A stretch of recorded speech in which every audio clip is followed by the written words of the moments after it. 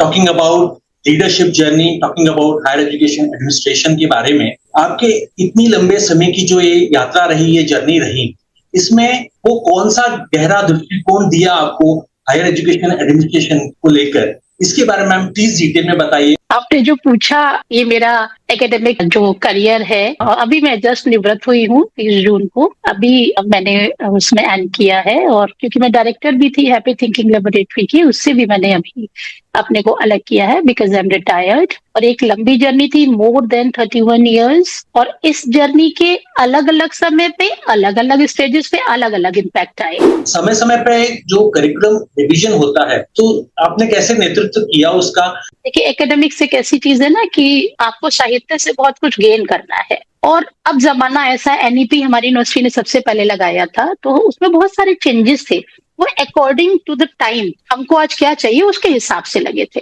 क्योंकि आज बच्चा बाहर बहुत जाता है, उसको प्रैक्टिकल लाइफ में बहुत डील करना पड़ता है, इसलिए उसको बहुत बैलेंस और मैच्योर होना पड़ता है। तो उस मैच्योरिटी को वो शुरू से ले ले, उसके लिए बहुत सारे चेंजेस कोर्स में किए गए थे। कैसे एक स्टूडेंट, एक लिटरेचर स्टूडेंट में एम्पैथी या मैं क्रिटिकल थिंकिंग या सोशल अवेयरनेस, ये कैसे मैं जगा सकता हूँ? देखिए, पहली बात तो ये है कि आप किसी के अंदर डेवलप नहीं कर सकते जब तक उसमें उसकी इच्छा ना हो। कोई भी बड़ा या बच्चा अगर अपने मन से नहीं चाह रहा है ना उस बात को ग्रहण करना, तो आप लाख चाहिए वो नहीं होगा। किसी भी चीज का ऑब्सेशन अगर ज्यादा होता है तो वो थोड़ा सा नुकसान कर देता है पर्सनैलिटी को। डिपेंड्स ऑन अस कि हम कैसे लेते हैं। हम पढ़ाई को ऑब्सेशन बना के पढ़ते हैं तो हम कैसा पढ़ पाते हैं। हम किसी भी काम को ऑब्सेशन बना लेते हैं तो हम सही फोकस्ड हैं कि नहीं है, ये समझ होना बहुत जरूरी होता है।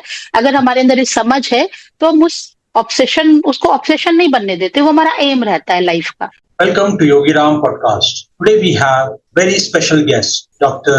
Maitri Priyadarshani ji, a distinguished academic leader, researcher and mentor. With 31 years of experience in higher education, she has played a transformative role in teaching, research, curriculum development and institutional leadership at the University of Lucknow. A scholar of English literature and Indian writings in translation, Dr.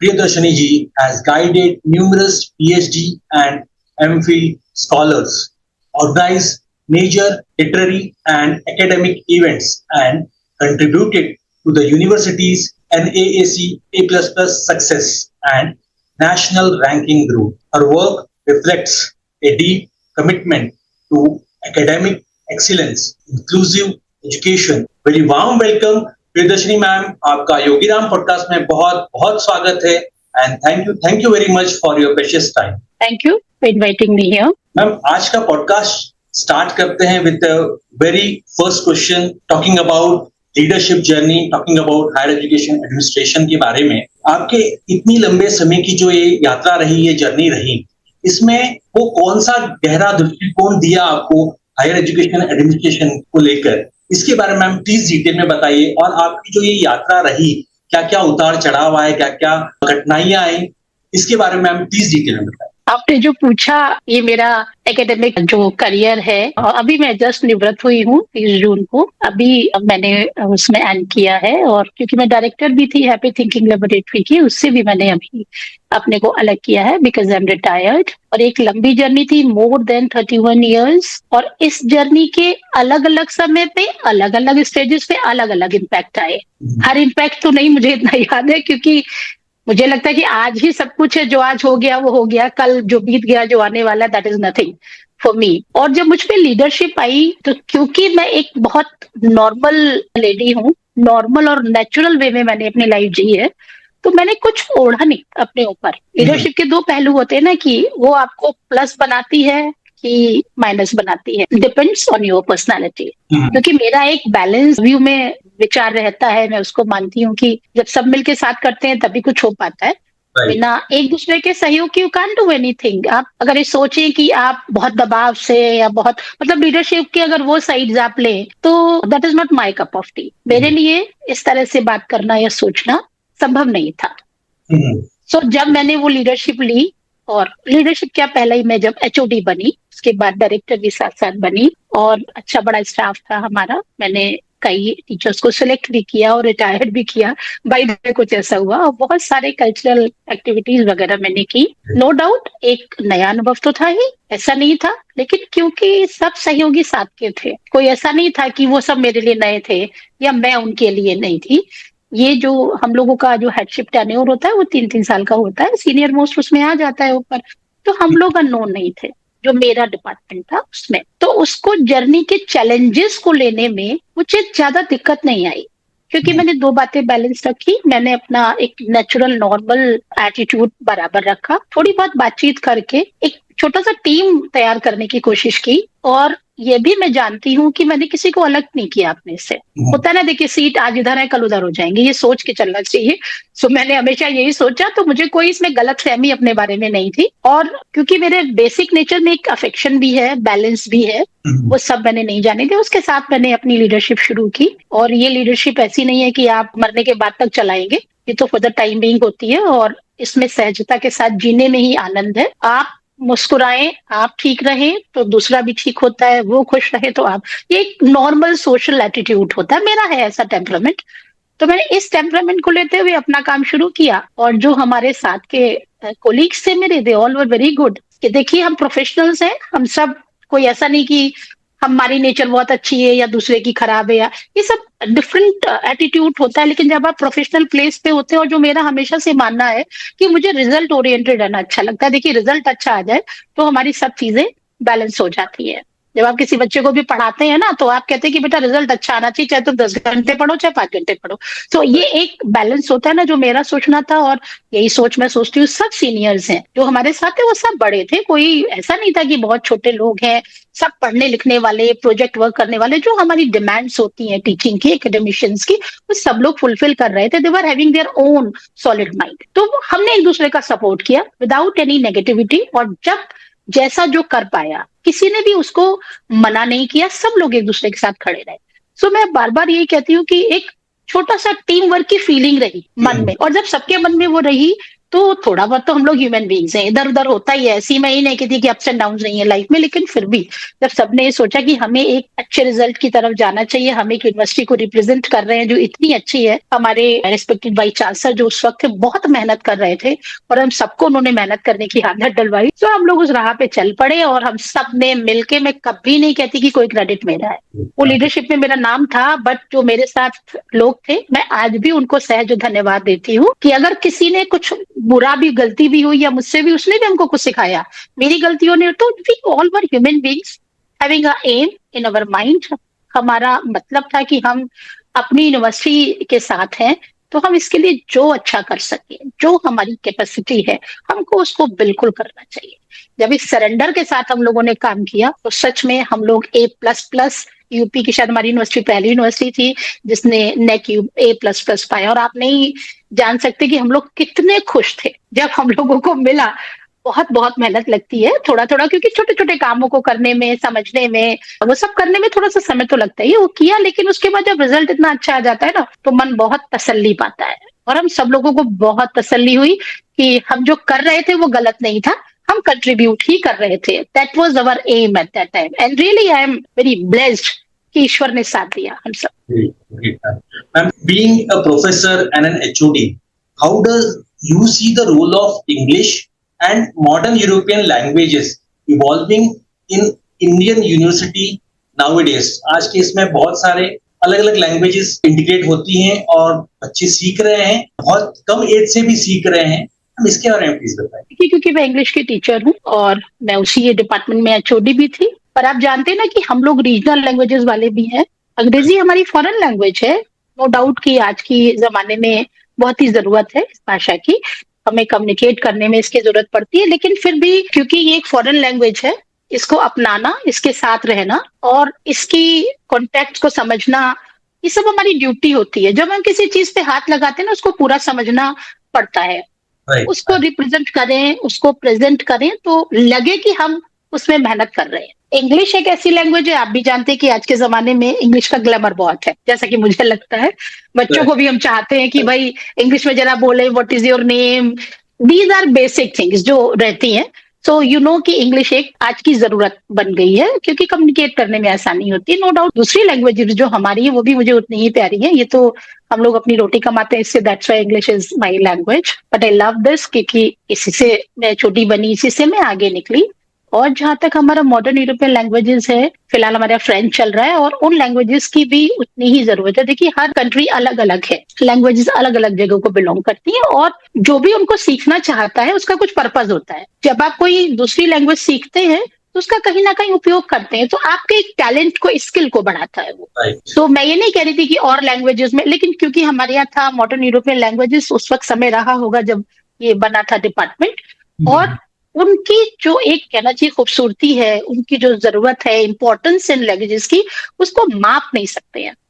जिसने भी उसको लिया होगा उसने कुछ अपने career को सोच के लिया होगा। जो भी ले रहा था इन तीनों लैंग्वेजेस, यही फिलहाल थी हमारे यहाँ, फ्रेंच चल रहा था, तो जरूरत उनकी भी इक्विवेलेंट है और बच्चे उससे भी फायदा पा रहे थे और टीचिंग उसकी भी हमारे यहाँ बहुत अच्छी थी। ये मेरी खुशनसीबी है कि मैं ऐसे डिपार्टमेंट में थी जिसका नाम मॉडर्न यूरोपियन लैंग्वेजेस भी जुड़ा हुआ था। और लैंग्वेज कोई भी अपने आप में कम इम्पोर्टेंट नहीं होती है, हर एक की अपनी एक ब्यूटी होती है, जगह होती है, किसी को हम किसी से कंपेयर नहीं कर सकते। आप कहीं भी जीते हैं, अपने जीवन का कोई उद्देश्य लक्ष्य बनाते हैं, तो वो चीज आपके काम आती। कभी कभी आप नेचुरल वे में ले लेते हैं, चलो भाई इसको ले ले, बट जब आप करते हैं उसको, आपकी एनर्जी और समय लगता है, तो that must be important for you, आपके लिए होना चाहिए उसकी इम्पोर्टेंस। तो यही मेरी समझ में आता है। मैम जैसे आपने बताया आपकी टीम ने, आपके ऑर्गेनाइजेशन ने NAAC A++ एक्रेडिटेशन के लिए काफी मेहनत करी, टीम वर्क किया, बहुत सारे चेंजेस किए। वो दौर कैसा था, वो माइंडसेट क्या रखना चाहिए? मैं ऐसा सवाल पूछना चाहूंगा कि और भी जो भी यूनिवर्सिटीज हैं और जो भी टीम है, जब मैं टीम की जब बात करूं, वो क्या माइंडसेट होता है, वो क्या सिस्टम या वो क्या व्यवस्था होनी चाहिए जो हेल्प करती है, जो आपने, आपकी संस्था ने, आपकी टीम ने, सबने मिलजुल के इतना अच्छा एक्रेडिटेशन उस टाइम पे first, you are the pioneer, आप लोगों ने हासिल किया। तो मैम उसके बारे में प्लीज बताइए। देखिए पहली बात तो ये है कि आप किसी भी बात का कोई मापदंड नहीं बना सकते। मैं ये नहीं कह सकती जो मैंने किया वही एक मापदंड है या दूसरा कर रहा है वही मापदंड है। ये तो समय के हिसाब से स्ट्रेटजी बनती है कि हमको क्या जरूरत है।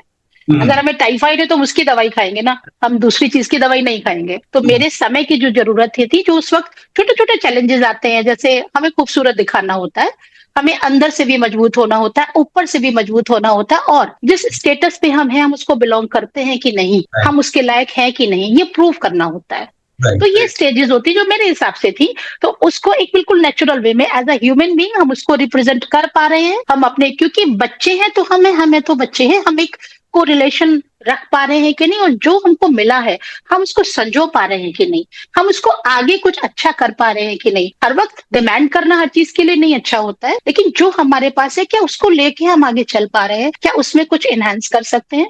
ये छोटी छोटी चीजें होती हैं जो सोची जाती हैं, और हर आगे बढ़ने वाला अपनी जगह से यही सोचता है कि भाई मुझे जितना पॉजिटिव होके मैं काम कर सकूं अपने मीन्स में रह के, उतना आगे बढ़ूं उसमें। तो इससे क्या हुआ ना, एनर्जी सेव हुई, पोटेंशियल बाहर आया, और सबसे मजा आया कि बच्चों में, टीचर्स में बड़ा अच्छा कम्युनिकेशन हो गया। हम सब एक दूसरे का बहुत ध्यान रखते थे, बहुत देर तक काम चल रहा है, मान लीजिए सफाई बहुत अच्छी हो गई थी डिपार्टमेंट की, और चीजें बहुत मैनेज हो गई थी। मेरे डिपार्टमेंट में काम बहुत सारा था, प्रोजेक्ट वर्क वगैरह बहुत होता है, तो वो सबने बहुत किया हुआ था।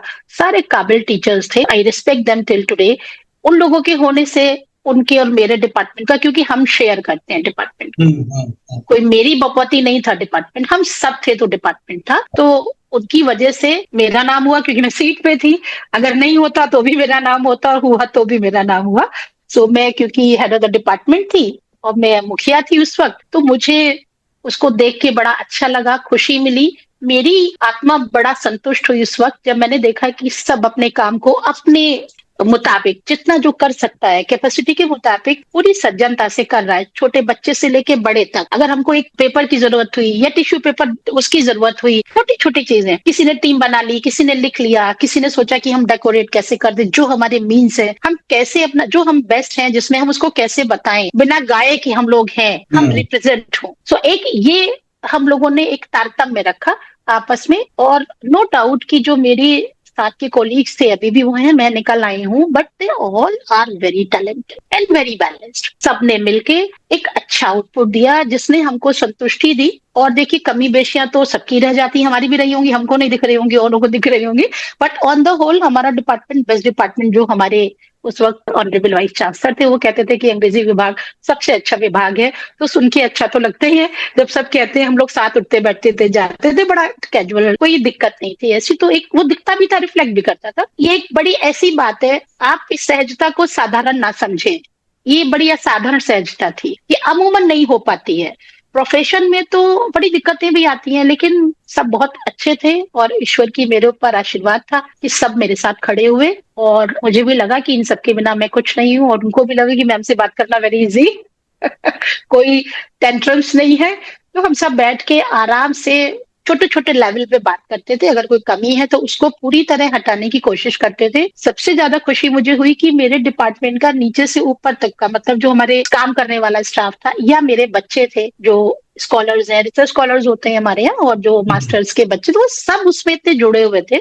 सबको लगता था कि भाई हमें भी कुछ करना चाहिए जो हमारा डिपार्टमेंट, क्योंकि देखिए यूनिवर्सिटी में बहुत सारे डिपार्टमेंट, हम एक थे उसमें से, कोई स्पेशल नहीं थे, बहुत सारे डिपार्टमेंट है। सब जब शो करेंगे तब हमारी यूनिवर्सिटी अच्छी कहलाएगी। तो हम एक पार्ट थे उसका, और हम अपना रोल कोशिश भर अच्छा ईमानदारी से निभा रहे थे। मैं फिर कहूंगी कि मेरे शब्द लास्ट नहीं है, और भी बहुत, लेकिन हम सब जब साथ थे और हमने पाया तो हमें लगा हमारी मेहनत सफल हुई। And we were very relaxed after that. Was my experience that time. Moving to the next question, मैं एक टफ क्वेश्चन लेना चाहूंगा। किसी विद्यालय की असली मजबूती किसमें झलकती है? मैं बात करूं रैंकिंग, रिसर्च आउटपुट, या स्टूडेंट आउटकम्स की बात करूं, या कैंपस कल्चर के बारे में। तो मैम, आपका क्या दृष्टिकोण है? मैम, इसके बारे में प्लीज बताएं। देखिए, कैंपस कोई छोटी चीज नहीं होती। विभिन्न तरीके का व्यक्ति वहां होता है, चाहे वो स्टूडेंट हो किसी भी टाइप पे, क्योंकि सब मिलके एक कैंपस को बनाते हैं।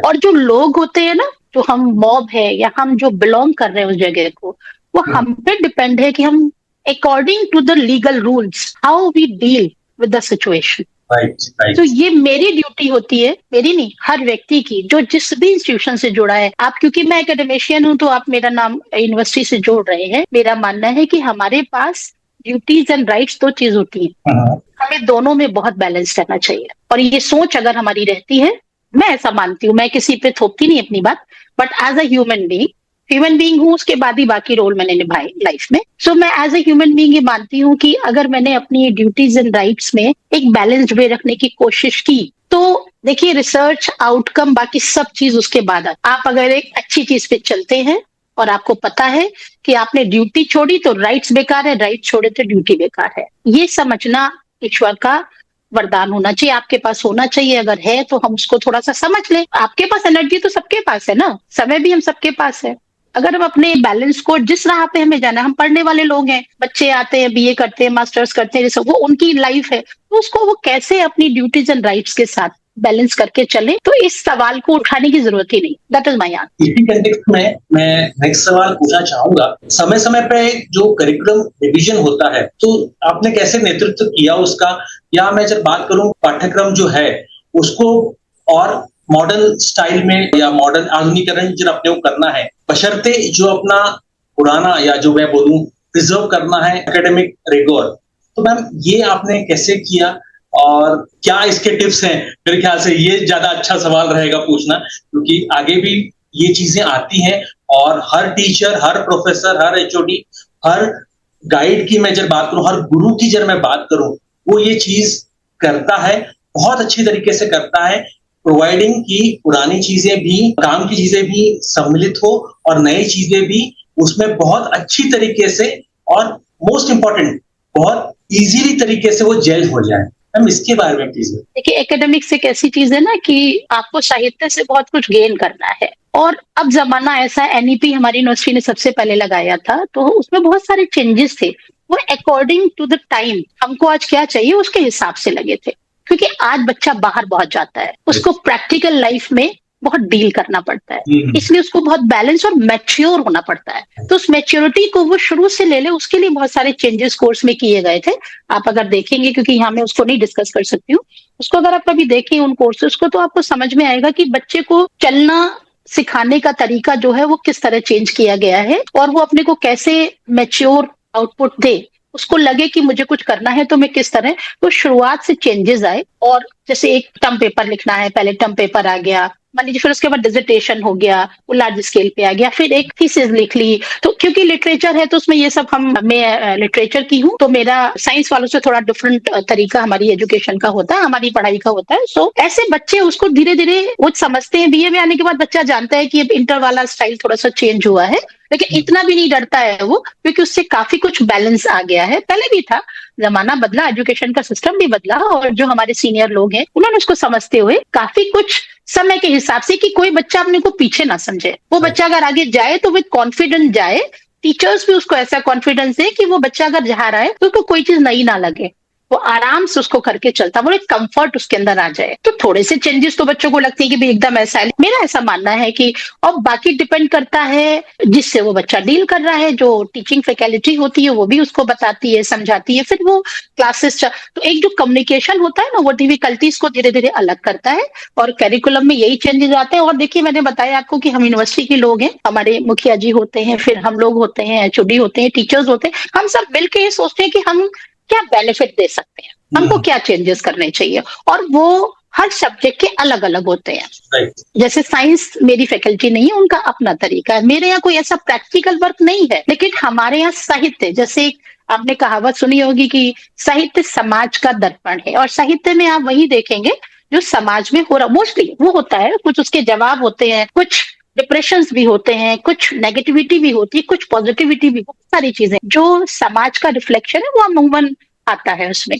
तो वो सब देखते समझते हुए, किसको ज्यादा दिया जा रहा है, कौन ज्यादा अच्छा लिख रहा है, किसकी बात जल्दी समझ में आएगी, ये सब सोचते समझते मीटिंग्स होती है, उसके लिए हम लोग बैठते हैं, मीटिंग करते हैं, समझते, फिर सबके साझे के साथ समझते हुए हम लोग अपने कोर्सेज में चेंज करते हैं, क्योंकि हम लोगों का पर्पज ये है कि हमारा बच्चा नॉलेज लेके जाए, हमको ये लगे कि हम जो दे रहे हैं उसके आगे काम आए। जब ये बात दिमाग में होती है तो उसके अनुसार हम लोग चेंजेस करते हैं, क्योंकि बहुत लार्ज स्केल पे तो हम डिस्कस नहीं कर सकते यहाँ पे, तो हम अपने सब्जेक्ट के हिसाब से एक तारतम्य बैठाते हुए, समझते हुए कि हमारे बच्चे किस तरह के हैं, उनको कैसे बताया जा सकता है, किसी को ह्यूमिलिएशन भी ना लगे, सीखने की ललक भी रहे उनके अंदर, और जब वो सीख ले तो बड़ा कॉन्फिडेंट हो जाए, ये मन में रखते हुए हम लोग उस चीज को आगे बढ़ाते। तो यही एक तरीका है हर कैरिकुलम को बढ़ाने का। Moving to the next question, ये मैं भी पूछना चाह रहा था, as a director of happy thinking laboratory, what does happy thinking means in serious academic environment की जब मैं बात करूं,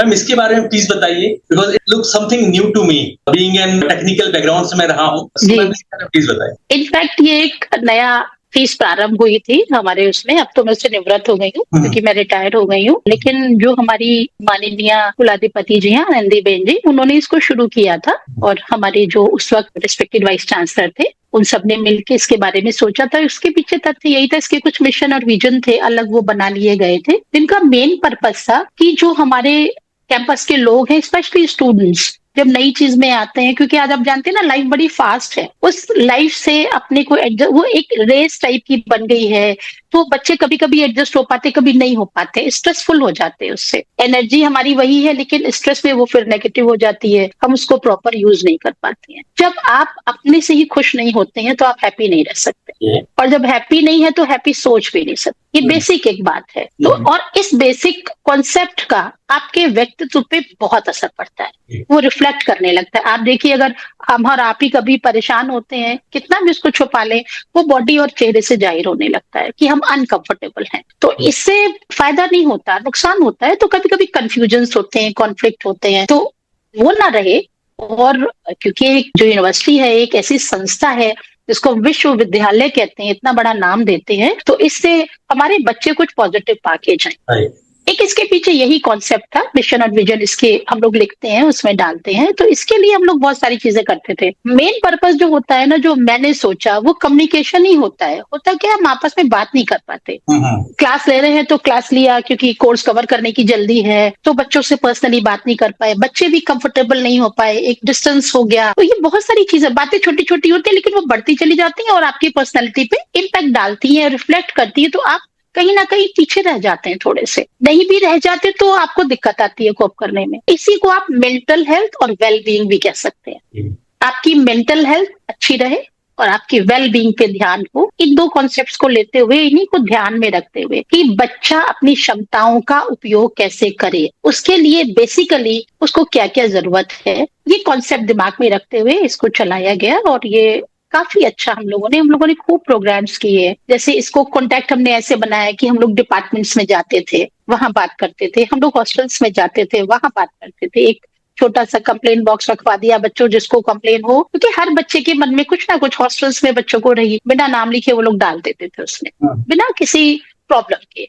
हमारे यहाँ काउंसलिंग भी होती थी तो उसमें कॉन्फिडेंशियल रखा जाता था, आप नहीं बताएंगे उसके, क्योंकि हर बच्चा अपनी कोई बात आपसे कह रहा है तो कभी नहीं चाहेगा कि आप बाहर उसको कहें। तो ये एक बिल्कुल सोची समझी बात थी कि अगर हम कुछ कर सकते हैं उसके लिए होता कुछ नहीं, आप किसी की सुन लेते हैं और छोटी छोटी बातें अगर चेंज करवा देते हैं किसी की लाइफ में तो हम कितने खुश हो जाते हैं कि किसी की लाइफ संभल गई छोटी सी बात से, या अच्छा कहने से, या गुड विशेस देने से।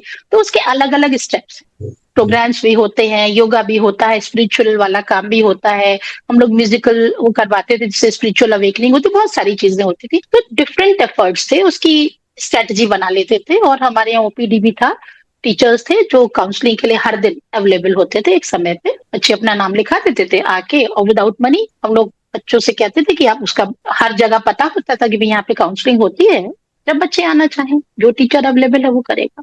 तो ये एक सपोर्ट थी, हम कुछ एहसान नहीं कर रहे थे बच्चों पे। जो सर ने और हमारी माननीय कुलाधिपति जी ने एक हमारी यूनिवर्सिटी को ये दिया था, उसको आगे बढ़ाने की हमारी अपने प्रयत्न भर कोशिश थी, और उसमें हम काफी हद तक सफल भी रहे, जैसा कि मैं समझती हूँ। जैसा कि लोगों ने हमें बताया कि नहीं आपने ठीक किया, जो भी आप कर रहे थे दैट वाज पॉजिटिव। तो हमारे लिए एज ए ह्यूमन बीइंग ये बहुत बड़ी ब्लेसिंग थी, तो बड़ी नॉर्मल सी जर्नी थी। मैम इसी कंटेक्स्ट में थोड़ा सा मैं एक और पूछना चाहूंगा बच्चों के बारे में, स्टूडेंट्स के बारे में। लिटरेचर की जब मैं बात करता हूँ, सो आज के दौर की जब मैं बात करता हूँ, सो कैसे एक स्टूडेंट, एक लिटरेचर स्टूडेंट में एम्पैथी या मैं क्रिटिकल थिंकिंग या सोशल अवेयरनेस, ये कैसे मैं जगा सकता हूँ, या वो क्या टास्क रहते हैं, वो क्या टिप्स रहती हैं जिससे जो है सामाजिक जागरूकता की जब मैं बात करूं, सहानुभूति एम्पैथी की बात करूं, क्रिटिकल थिंकिंग की बात करूं, ये कैसे और अच्छी डेवलप हो सकती है, मैम इसके बारे में प्लीज। देखिए, पहली बात तो ये है कि आप किसी के अंदर डेवलप नहीं कर सकते जब तक उसमें उसकी इच्छा ना हो। कोई भी बड़ा या बच्चा अगर अपने मन से नहीं चाह रहा है ना उस बात को ग्रहण करना, तो आप लाख चाहिए वो नहीं होगा, वो नहीं करेगा, चाहे हम बड़े चाहे बच्चे। तो एक ऐसा तारतम्य बिठाना पड़ता है, पढ़ता नहीं है, करना चाहिए। पढ़ता तो एक जबरदस्ती एफर्ट हो गया, मैं कहती हूँ वो एक करना चाहिए, और करते भी हैं हम लोग कि सच में हम ऐसा कुछ करें कि बच्चे का इंटरेस्ट भी डेवलप हो और वो उसमें काबिल बनना चाहे, उसको समझने की कोशिश करे। देखिए, हर इंसान के अंदर ऊंच नीच, अच्छाई बुराई, पॉजिटिव नेगेटिव होता है। जब हम लोग पढ़ाते हैं या पढ़ते हैं तो वो जो इंटरेस्ट डेवलप होता है ना, डिस्कशन से होता है, बातों से होता है, रिपीट किया जाता है बार बार, तो बच्चा भी ये समझता है कि नहीं ये मैं सोचूं समझूं ऐसा है। और जो भी हमारे यहाँ सिलेबस है वो भी उसी कॉन्टेक्स्ट में है कि बच्चा पढ़े, समझे, और उसकी पर्सनैलिटी भी उसके अकॉर्डिंग डेवलप हो। अगर वो एकेडमिशियन बनना चाहता है, वो मास्टर्स करने आया है, उसके कुछ नॉर्म्स हैं, अगर उसका थोड़ा सा एपैथी और इस टाइप का टेम्परामेंट है तो उसको मजा आएगा उसको पढ़ने में, अदरवाइज वो उसको ग्रहण नहीं कर पाएगा। हम कोशिश करेंगे तो कुछ परसेंट हम उसके अंदर ला देंगे, बट टोटली शायद हम चेंज नहीं कर पाएंगे, ये मैं कहती हूँ। लेकिन एक मेहनत और लगातार कम्युनिकेशन, डिस्कशन, बातचीत, उसके बहुत सारे नॉर्म्स हैं, डिबेट्स होती हैं। जैसे मैंने अपने बच्चों से कहा कि आप स्वरचित क्या क्या लिखते हैं आप लोग। अभी लास्ट ईयर मैंने अपने बच्चों से पूछा कि बच्चों, क्योंकि इससे पहले मैं बहुत कल्चरल एक्टिविटीज करा चुकी थी एज एन एचओडी, तो मैंने कहा कि क्या कर क्या रहे हो आप लोग, कुछ कर रहे हो उस बीच में कल्चरल? तो बोले क्या मैम? तो हमने कहा बेटा अगर आप लिखते हैं कुछ भी, स्पेशली पोएट्री थोड़ा इजी होती है करना, और इस एज में ना थोड़े इमोशनल ज्यादा होते हैं बच्चे, तो वो आउटपुट देते। तो हमने कहा कि बेटा आप जो भी ओरिजिनल लिखते हैं आप हमें बताइए, उसको प्रूफ रीडिंग हम कर लेंगे बाद में, लेकिन वट एवर यू राइट, बिना डरे कि आप इम्परफेक्ट हैं, बिना डरे आप उस प्रोग्राम उसको करिए, लिखिए। बड़ी जल्दी बच्चों ने समझ लिया, क्योंकि मेरे से बच्चे अटैच थे, तो सबने थोड़ा थोड़ा जोड़ा जाड़ा, और कुछ बच्चे सीनियर थे उन सबने मिल के एक तैयारी की। और क्योंकि मेरी तरफ से कोई प्रेशर नहीं था, हमने दबाव नहीं डाला था, हमने कहा जो भी लिखते हो। दूसरी बात जो मुझे खुद अपने को बहुत अच्छी लगती है, वो बात मैंने कहा कि हम प्रोग्राम करेंगे लेकिन उसमें कोई कॉम्पिटिशन नहीं होगा। ये नहीं होगा कि फर्स्ट कितने बच्चे आएंगे, थर्ड कितने बच्चे आएंगे, ना, बैठिए आओ मिलकर बैठे और बात करें। मैंने हैप्पी थिंकिंग में ये प्रोग्राम किया था, इसका सीक्वल 2-3 किए थे, तो इट वाज वेरी इंटरेस्टिंग। मुझे बड़ा मजा आता था इसमें और सब लोग एंजॉय करते थे उसमें कि जो भी हम करते हैं आओ मिलकर बैठे। ये बहुत बड़ा कॉन्सेप्ट है। हाल तो आप मिलके बैठ नहीं पाते हैं और मिलके बैठते तो बात नहीं कर पाते। Right right, very true. तो वो नेचुरल फ्लो रहे। मेरा यही नेचर था, अब मेरा वो एसेट भी है। अब मैं नहीं जानती कि अच्छा है कि बुरा है, तो हमने अपने बच्चों को, क्योंकि बच्चे हमसे छोटे ही होते हैं और जब वो कंफर्ट आ जाता है बीच में तो वो थोड़ा डर खत्म हो जाता है। वो ये नहीं डरते कि इम्परफेक्ट है या परफेक्ट है। तो हमने एक छोटा सा प्रोग्राम कराया और बच्चों ने बहुत अच्छा लिखा। मुझे इतनी खुशी हुई कि इतना अच्छा तुम लिखते हो। हमने कहा कि दो ही बातें हैं, नो कॉम्पिटिशन और कोई क्रिटिकल नहीं होगा। एक्सेप्ट करिए, सुनिए, Right. आप बोलिए, दूसरा सुने, सुनने की क्षमता डेवलप कीजिए। सब बहुत अच्छा, आप दूसरे से अच्छा मांगते हैं, खुद अच्छा ना दे पाए तो ये हमारा राइट नहीं है। सब जो दे पा रहे हो दैट इज कंप्लीट। आप खुद उससे अच्छे बन जाएंगे जब आप अपने को बताना चाहेंगे। तो इस बच्चों के दिमाग में कॉन्फिडेंस एक डाला कि भाई इनके मन में गलतफहमी ना रहे कि हम टीचर हैं तो हम कुछ बहुत चीज चाह रहे हैं। हमें कोई इनाम नहीं चाहिए, हमें आपसे कम्युनिकेशन चाहिए। आपके दिल में एक जगह चाहिए और मेरे दिल में आपके लिए जगह। हम आपसे बात करेंगे, क्योंकि एक टीचर और बड़ा आपसे क्या कर सकता है? हमारा रिश्ता तो क्लासरूम और उसका ही है ना आपसे, फिर आप अपने घर चले जाएंगे। बट अगर आप यहाँ से इतने मैच्योर बैलेंस्ड जाएंगे तो मुझे बड़ी खुशी होगी। हम रिटायर भी हो जाएंगे तो ये याद करेंगे कि मेरे बच्चे इतने अच्छे निकले थे। तो आप यकीन नहीं करेंगे, इतनी अच्छी पोएट्री बच्चों ने लिखी, एक दूसरे को सुनने की क्षमता बढ़ाई और बाद में कहा कि मैम अब हम लोगों में वो बुराई रही नहीं गई है कि हम लोग कब आपस में क्रिटिकल हो जाएं या कंपटीशन करें। थोड़े दिनों बाद हम लोग बैलेंस हो गए, हम एक दूसरे को सुनने लगे। अब वो सच बोल रहे थे कि झूठ मैं नहीं जानती, लेकिन ये मैंने सुना और मेरे कानों को बहुत अच्छा लगा, क्योंकि मेरा ये कॉन्सेप्ट था। मैं इसको ऐसे डिवाइड नहीं करती हूँ कि मैंने क्या पाया क्या खोया। एज अ ह्यूमन बीइंग ये मुझे अच्छा लगता था, इसमें कोई दुविधा नहीं थी। मैं किसी का कोई नुकसान नहीं कर रही थी, कोई मेरा नुकसान नहीं कर रहा था। हम सब बातचीत कर रहे थे। बड़े बच्चे हैं, मास्टर्स बीए के बच्चे बड़े होते हैं, उनको ये समझ आ गया कि मैम बड़ी है लेकिन बात कर सकते हैं, कह सुन सकते हैं। तो वो एक कंपटीशन जैसा डिफिकल्ट वर्ड मैंने हटा दिया, इम्परफेक्शन का वो डाउट नहीं रहने दिया। और ये अभी का अनुभव मैं आपको बता रही हूँ, लेटेस्ट है, ज्यादा पुराना नहीं है। तो बच्चों ने उस कॉन्फिडेंस को मेंटेन किया और they were happy and we all were satisfied. तो ये एक मेरा तरीका है, सबका अलग अलग होता है, मेरा शायद ये है। सो आई थॉट कि मैं सफल थी इसमें। मूविंग टू इंडियन लिटरेचर की मैं बात करूं, ट्रांसलेशन की मैं बात करूं और इंग्लिश लैंग्वेज टीचिंग की जब मैं बात करूं, सो आपके शोध के ये दोनों पहलू हैं, तो ये कैसे जुड़ते हैं? एंड इसी के साथ जब मैं भारतीय विचार, संस्कृति और पहचान के लिए जब मैं बात करूं, ट्रांसलेशन की मैं कंटेक्स्ट में बात कर रहा हूं, तो इतना अहम पुल क्यों माना जाता है मैम? इसके बारे में प्लीज बताइए। देखिए, हर संस्कृति अपने आप में बहुत इंपॉर्टेंट है। कोई संस्कृति छोटी नहीं है, कोई भी कल्चर अपने आप में छोटा नहीं है। वो कम विस्तृत है तो वो थोड़ा सा लेंथ कम है, और ज्यादा विस्तृत है तो उसकी लेंथ ज्यादा है, उसके लोग ज्यादा है। यही तो फर्क हो जाता है ना, कि भी कितने लोग हैं, कितने लोग उसको फॉलो कर रहे हैं। लेकिन क्या किसी संस्कृति में आप कुछ कमी पेशी कर सकते हैं? अगर है तो उसी कम्युनिटी के लोग ही उसको समझते हैं। जैसे हर व्यक्तित्व में, हर समाज में अच्छाई बुराई तो हर जगह होती है। इट डिपेंड्स ऑन यू, उस समाज के लोगों में या उनके साथ के और अच्छे लोगों में ये होता है कि वो उसको कैसे मेंटेन करते हुए। ऐसा हर, देखिए जिंदगी ग्रोथ है, हम आगे निकलते हैं, पीछे नहीं जाते। कुछ चीजें नहीं बदल पाती है, जैसे मैं भी सुन रही थी कुछ आदिवासी लोगों का, वो नहीं बदलना चाहते हैं लेकिन फिर भी सरवाइव तो सब करते ही हैं, जीवन तो सब जीते ही हैं। सबके बारे में आप कम्युनिकेट ना कर पाए लेकिन आप जानते समझते तो थोड़ा बहुत है ही। ऐसे ही हमारा जो, मेरा जो लिटरेचर है, हमारे यहाँ ट्रांसलेशन आया है, इंट्रोड्यूस हुआ है, तो उसका पर्पज ये है कि हर लैंग्वेज में बहुत अच्छे अच्छे राइटर्स हैं। तो जो संस्कृति है वो अपने आप में इम्पोर्टेंट है, उसका आउटकम अपने आप में इम्पोर्टेंट है।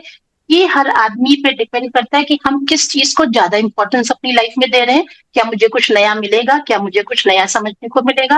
और ट्रांसलेशन एक ऐसा बेस है, इसके डिफिकल्ट आंसर्स तो बहुत सारे हो सकते हैं, लेकिन जो एक नेचुरल आंसर है वो ये है कि हर भाषा में बहुत अच्छी अच्छी चीजें। बंगाली में आप जानते हैं, बंगला में रविन्द्रनाथ जी इतना अच्छा लिखते थे, तो उसको ट्रांसलेट अगर कर दिया गया, या और किसी भाषा का, अब हमारी जैसे अवधी, भोजपुरी, ये सब वो ऐसी भाषाएं हैं ना, इनको भी हम सुनना पसंद करते हैं, अच्छा लगता है। जैसे हमारे डायस्पोरा पे भी काम चलता है, मतलब जो माइग्रेशन वाला है, अपने यहाँ से बहुत लोग बाहर काम करने चले गए थे, जनरेशन बीत गई।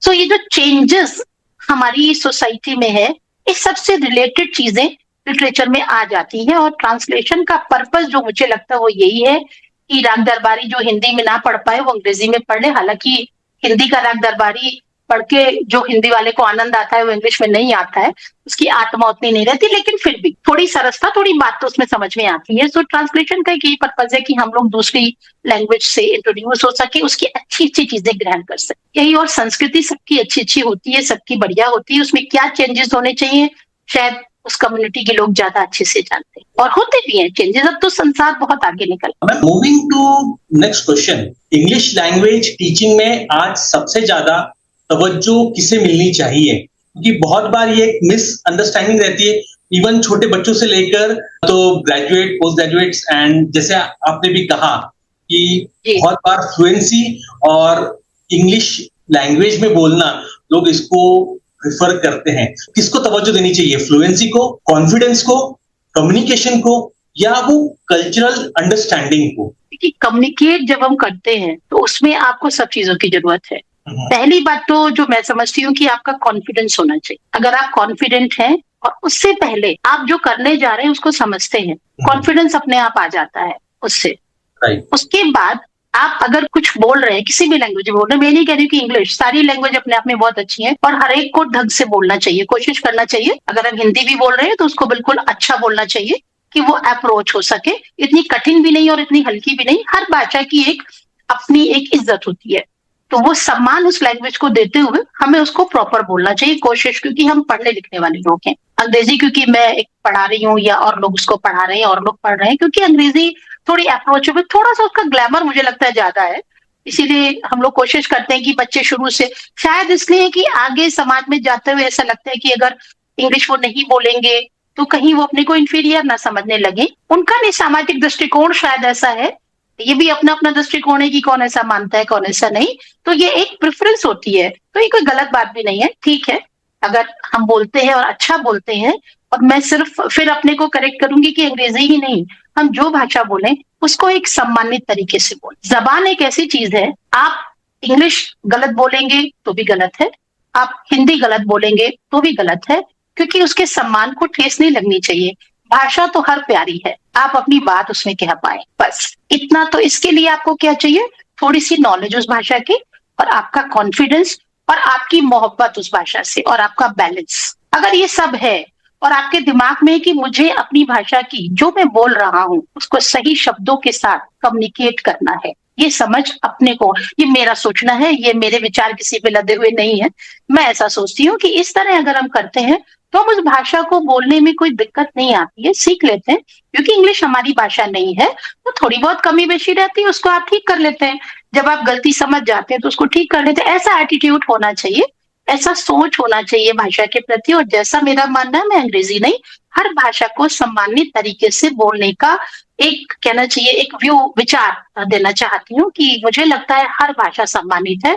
जबान एक ऐसी चीज है कि अगर कहते ना कि सही बात भी गलत तरीके से बोली जाए तो अच्छी कम्युनिकेट नहीं होती, और गलत बात भी सही तरीके से बोल दी जाए तो वो कम्युनिकेट होती है। तो आपका तरीका जो है वो बहुत इंपॉर्टेंट होता है। और इंसान है, अच्छे गलत और अच्छाई सब होती रहती है, लेकिन ये बात अगर बेसिकली हमारे दिमाग में रहती है तो उसका फर्क पड़ता है, आपके व्यक्तित्व में भी पड़ता है। और आप इंग्लिश, जैसा आप मेरे से पूछ रहे हैं, अंग्रेजी की भी उतनी ही वैल्यू है। और एक थोड़ा सा आप भी समझते हैं कि फॉरेन लैंग्वेज है, हम इसमें परफेक्शन के साथ पैदा नहीं होते हैं, मेहनत करते हैं, जब कर लेते हैं तो अच्छी आ जाती है, और आती है, सही बोलते हैं तो नो डाउट उसका अप्रिसिएशन मिलता है। right. ये मेरा मानना है जी। Moving to the next important question, आपने इतने सारे पीएचडी स्कॉलर्स को मार्गदर्शन दिया, गाइड किया, उनको हेल्प की। मैं सवाल पूछना चाहूंगा सारे यंग रिसर्चर्स के बारे में। और जब एक क्वालिटी रिसर्च जब स्टूडेंट्स करते हैं, सो वो क्या गुण होने चाहिए कि एक मीनिंगफुल स्कॉलरशिप, एक अच्छे विषय पे शोध हो, और वो क्या गलतियां बोल लीजिए या वो क्या टिप्स बोल लीजिए, वो क्या चीजें ध्यान में रखनी चाहिए, इससे एक एकेडमिक राइटिंग जो अपन करते हैं, या अक्सर जो शुरुआत में जो भी रिसर्चर्स हैं वो ये जर्नी में आते हैं, तो उनको ध्यान में रखनी चाहिए। मैम, इसके बारे में प्लीज डिटेल में बताएं। देखिए, अब क्योंकि हर चीज बड़ी चेंज हो गई है, बड़ा अच्छी रिफाइंड हो गई है, एजुकेशन में अब कोई चीज ऐसी नहीं है, बहुत अच्छे अच्छे तरीकों से वो आ रही है सामने, और उन तरीकों से आपका रिसर्च वर्क बहुत अच्छा निकल जाता है। बस इतना है कि उसको समझें, उसको टेकिंग फॉर ग्रांटेड ना लें। अब जैसे हम रिसर्च वाले बच्चे एंट्रेंस देते हैं, उसके बाद आते हैं, हर जगह का अलग अलग है, और उसके बाद एक कोर्स वर्क 6 महीने का होता है, उन बच्चों को समझाने के लिए कि आपको क्या करना है, कैसे करना है। तो वो मैं ऐसा उसको कोर्स वर्क इसलिए कहते हैं कि वो उनकी पीएचडी में 6 मंथ्स इंक्लूड हो जाते हैं, तो उसमें वो मैच्योर हो, जैसा मुझे लगता है ना, वो टाइम जो होता है उसमें टीचर्स पढ़ाते हैं, क्लासेस होती है, अटेंडेंस होती है और छोटे छोटे रिसर्च होती है, कुछ पेपर्स लिखने होते हैं, तो बच्चे तैयार होते हैं उसमें। एमए के बाद बच्चा इतना समझदार होता है कि उसको क्या करना है। अगर थोड़ी बहुत कंफ्यूजन है तो वो अपने टीचर्स से मिलके, क्योंकि टीचर्स उनसे बड़े और अनुभवी होते हैं, तो वो बच्चे के माइंड को समझते हैं कि इसको शायद समझ नहीं आ रहा कि मैं इसको, वो कंफ्यूज है, तो हम कोशिश करते हैं कि वो उसके दिमाग से हटा दें, उसको बताते कि देखो तुम ये शायद सोच रहे हो, तो ये साइड इसकी ज्यादा अच्छी, इस पे बहुत काम हो चुका है, कुछ नया करो, तो दूसरे पे ये बताना पड़ता है। जैसे आप कहते हैं ना कि भाई ये चीज तो आउटडेटेड है, फैशन में ये मत पहनिए, अभी आउटडेटेड है, तो ऐसा ही हर चीज में होता है ना, हर आदमी नई चीज पढ़ना चाहता है, और जब आप रिसर्च करते हैं ना तो आपको खुद अच्छा लगे कि मेरा काम है, मैंने किया। वो खुशी स्टूडेंट को होती है, टीचर को नहीं, सुपरवाइजर को नहीं। तो जब स्टूडेंट इस खुशी को समझ जाता है तो अपनी मेहनत करने लगता है, उसको समझ आ जाता है। बस एक समझ की बात है कि उसको ये पता लग जाए कि मुझे, और जैसे टॉपिक्स वो लेते हैं हमारे यहाँ, जब टॉपिक्स दिए जाते हैं वो एक इम्पोर्टेंट, क्योंकि वो एकेडमिक में आ रहे हैं, इस लैंग्वेज में आ रहे हैं, इस लिटरेचर में आ रहे हैं, तो इसी से रिलेटेड पढ़ेंगे। अब तो हमारे ट्रांसलेशन भी है, बहुत सारी चीजें, नई चीजें बहुत आ गई हैं, तो बच्चे का इंटरेस्ट देखते हुए जो उनके साथ के सुपरवाइजर होते हैं और जो टीचर्स होते हैं, सब टीचर्स हेल्प करते हैं उसमें, तो उसमें बच्चे को संतुष्टि देते हैं कि बेटा इसमें तुम्हारा कैपेसिटी है, लग रहा है कि इसमें तुम कर पाओगे, और अगर तुम नहीं कर पा रहे तो मेहनत करो, तुम कर लोगे। निराश नहीं किया जाता है बच्चे को। अगर बच्चा कह रहा है कि मैं नहीं समझ पा रहा हूँ तो उसी टाइम उसको चेंज कराया जाता है कि okay this is better for you, उनके बेटरमेंट के लिए वर्क किया जाता है। और उसमें कुछ नहीं, सिर्फ कम्युनिकेशन होता है, क्योंकि अब रूल रेगुलेशन अलग बने हुए हैं, बच्चे समझ लेते हैं, क्लासेस हो रही है उसकी, सिर्फ एक सब्जेक्ट उसको चूज करना है, और उसमें बेसिक बात ये रहती है कि भाई ऐसा हो जो सच में आप कल इंटरव्यू के लिए जाएं तो आप चैलेंज ना, आप उसको खुशी से दे पाए। तो एक अच्छी हेल्दी वे में ये बताया जाता है, और उसी से बच्चे, दूसरी बात एक ये होता है ना, बच्चे, मैं एक पहले भी ये बता चुकी थी कि बच्चे जब बाहर पढ़ने आते हैं तो थोड़ा सा, इंडियन बच्चे थोड़े पैम्पर्ड होते हैं ना, हम बच्चे की भाई घर से मम्मी ने खाना बना के भेजा, अचार भेजा, सामान भेजा, तो थोड़ी सी दिक्कत आती है उनको। बाहर आके हॉस्टल में या पीजी में बच्चे रहते हैं, बहुत छोटी छोटी समस्याएं आती हैं, बच्चे धीरे धीरे कवर कर लेते हैं उससे। लेकिन जैसे मैं एक सुपरवाइजर हूँ, हर, मैं तो सोचती हूँ हर, तो हम पहले उसके बारे में चिंतित होते हैं कि बेटा तुम ठीक हो, आर यू ओके, तुम्हें कोई दिक्कत तो नहीं है, मतलब ऐसी कोई प्रॉब्लम ना हो कि तुम हमसे नहीं कह पा रहे हो, और ऐसा ना हो कि तुम भूखे चले आए हो या तुमको प्यास लग रही हो, बहुत बेसिक नीड्स है ना। एज ए ह्यूमन बीइंग आप थोड़ा सा खा पी के बैठेंगे तो अच्छे से पढ़ेंगे। तो हम इतनी बातें बच्चों से करते हैं और पूछ लेते हैं कि बेटा कोई दिक्कत तो नहीं है तो हमें पहले बता दो, वो कर लो। फिर उसके बाद स्टेप बाय स्टेप कम्युनिकेशन के थ्रू चैनलाइज करते हैं चीजों। कोशिश रहती है कि जिसकी भी एनर्जी है वो उसके काम आए, पॉजिटिव आए, वो उसको आगे चल के खुशी के साथ व्यक्त कर सके। ये एक बेसिक चैनल होता है कराने का। मेरा यही है, मैं सबका तो नहीं जानती, लेकिन मेरा सोचना यही है, और इसमें ठीक भी रहता है, कोई दिक्कत नहीं आती। I'm moving to the next question and an important one. आजकल के डिजिटल युग में जब मैं बात करूं, अभी भी सेमिनार, लिटरेरी फेस्टिवल जैसे बौद्धिक आयोजन अपनी अहमियत बनाए हुए हैं। मैम इसके बारे में प्लीज थोड़ा सा बताइए, एंड इसी से कनेक्टेड जो ये क्लासरूम लर्निंग है, ये कैसे मजबूत कड़ी बनाती है सोशल रिस्पॉन्सिबिलिटी के साथ एक विश्वविद्यालय की, जब मैं भूमिका की जब बात करूं। विश्वविद्यालय का मैंने कहा ना कि विश्वविद्यालय इसका नाम है, और ये कोई छोटी चीज नहीं होती है। अगर कोई यहाँ काम करने आता है तो बहुत कुछ कंट्रीब्यूट करता है, बहुत कुछ लेके जाता है। हम समाज के लिए तो बने हैं, इसमें समाज ही तो आता है। अगर कोई भी इंस्टीट्यूशन है तो क्या वो समाज का हिस्सा नहीं है? हम तो समाज का हिस्सा ही है ना। और जो भी वहाँ कुछ काम करते हैं वो सब समाज के ही लोग हैं। और आप जानते हैं कि समाज में एक दूसरे के साथ चले बिना नहीं चलता है। आपको एक दूसरे के साथ चलना ही चाहिए। हम ह्यूमन बीइंग्स हैं, हमें डिफरेंसेस भी हो सकते हैं, थोड़े बहुत, थोड़ी अच्छाई बुराई भी हो सकती है, लेकिन फिर भी हमारी ह्यूमन सोसाइटी, जो मैं सोचती हूँ, चलती एक दूसरे के साथ ही है। आप कितना भी डिजिटल हो जाए, कुछ भी हो जाए, अभी तक के जमाने में, भविष्य का मैं नहीं जानती, एआई आ गया है, बहुत इंपॉर्टेंट हो गया है उसकी, लेकिन उसको भी कैसे उसका उपयोग और दुरुपयोग है वो हमारा दिमाग ही हमें समझाए। अगर हम अपने दिमाग को सही सलामत रख के सोचे समझे तो ईश्वर ने सबको सद्बुद्धि दी है कि हम आज के परिप्रेक्ष्य में सोच रहे हैं कि आगे के लिए सोच रहे हैं। अब आप ये समझ लीजिए जमाना बहुत आगे निकल गया, लेकिन फिर भी लोग मिट्टी के घर बना के रहना चाह रहे हैं। आप दूर कहीं जंगल में जाके रहना चाहते हैं, वो इच्छा मन से खत्म नहीं हुई है अभी। शहर में है तो हम एसी में ही रहना चाहेंगे, लेकिन हम अपना खाली समय अगर कहीं जाते हैं तो हम ऐसी जगह जाते हैं कि भाई अब बहुत सारे व्यूज आते हैं ना यूट्यूब पे, उस पे आप देखिए तो आता है कि भाई उन्होंने मिट्टी का घर तैयार किया, उसमें घास फूस रहा, उसमें तो ये सब है तो पुरानी संस्कृति के हम अपने को तोड़ रहे हैं उससे। नहीं, शायद कंफर्ट वही है, उसमें आपको आराम मिलता है, मानसिक रेस्ट मिलता है, पर क्योंकि जमाना जैसा चल रहा है आपको उसके साथ भी चलना है, काम भी करना है आपको, तो ये बैलेंस आपको बनाना पड़ता है। ये भी मेरा मानना यही है कि कम्युनिकेशन होता है वहां पे, आप एक से दूसरे से मिलते हैं ना, बहुत सारी वाइब्स एक्सचेंज होती हैं, बहुत सारे व्यूज एक्सचेंज होते हैं। होता तो सब अब ऑनलाइन भी है क्योंकि समय नहीं है, पैसा बहुत लगता है, वैसे करा तो बहुत सारी चीजें ऐसी प्लस माइनस चलती है, तो ऑनलाइन भी उतना ही अच्छा होता है। पर जब हम सब लोग मिलते हैं ना, जैसे आपने फेस्टिवल कराया, मैं बार बार इस बात को कहना नहीं चाहती, हम लोगों ने यूनिवर्सिटी में कराया था, इट वॉज वेल नोन, बड़े अच्छे से इसको लोगों ने स्वीकार किया, हम सबकी मेहनत थी उसमें, और बड़ी खुशी हम लोगों को ही कि हमने जो किया वो स्वीकार किया जा रहा है, उसको पॉजिटिव लोग समझ रहे हैं, खुश हो रहे हैं देख के। एक बहुत बड़ा आश्चर्य भी था हमारे लिए कि हम लोगों ने जो किया सोचा नहीं था ऐसा, पर इतना अच्छा हो गया, ये भी बहुत प्यारी फीलिंग थी। तो जब सब एक दूसरे के साथ मिलके चलते हैं, हम लोग ह्यूमन बीइंग्स हैं, रोबोट नहीं है, जैसा कि मैं जानती हूँ, तो हम नाराज भी हो सकते हैं, खुश भी हो सकते हैं, फिर मिलके रह सकते हैं। अभी नाराज है, अभी खुश हो जाएंगे, फिर अंततः क्या होता है कि हमारा जीवन बहुत छोटा है और हर तरह के अनुभव इसमें होते हैं, गुस्सा, नाराजगी, प्यार, मोहब्बत, सब कुछ है, लेकिन एट लास्ट एक दूसरे के साथ कम्युनिकेट करना, बात करना, वो बहुत अच्छा रहता है, हम एनरिच होते हैं उससे। कई बार छोटा बच्चा ऐसी बात कह देता है जो हमको दिमाग में लग जाती है, अरे इसने इतनी बड़ी बात कह दी। जब आप आयोजन में होते हैं तो आप अपने स्टूडेंट से भी मिलते हैं, काम करने वाले लोगों से भी मिलते हैं, कभी कोई सजावट करनी है उसमें तो कोई बच्चा इतना अच्छा क्लू बता देता है कि अरे, तब लगता है अरे ये तो समझ में नहीं आया था, ये इसने समझ लिया। तो देखिए बहुत छोटी सी बात हुई और चीज अच्छी बन गई, तो मैं इसको पॉजिटिविटी में लेती हूँ कि हम लोग अगर कम्युनिकेट करें, कोशिश करें, क्योंकि मेरा तो जो शिक्षण का ही काम है, तो इसमें बात ही कर सकती हूँ लोगों से, और वो भी मैं लिटरेचर पढ़ाती हूँ, लिटरेचर में सारे इमोशंस आते हैं, दुनिया के डिप्रेशन, अच्छाई बुराई सब आती है, तो उसको ही सोच समझ सकती हूँ। तो मेरा मानना यही है कि आप अगर कम्युनिकेट करते हैं, हालांकि कई बार ऐसा होता नहीं हो पाता है, हम कोई भगवान नहीं है, लेकिन फिर भी अगर मन में ये है, वो कम्युनिकेशन आपको बहुत कुछ देता है, एनरिच करता है आपको, और आप उससे क्या ग्रहण करते हैं डिपेंड्स ऑन यू, बहुत कुछ हमारे अपने ऊपर डिपेंड करता है। Ma'am, taking another question, what does meaningful student support actually look like in a large university?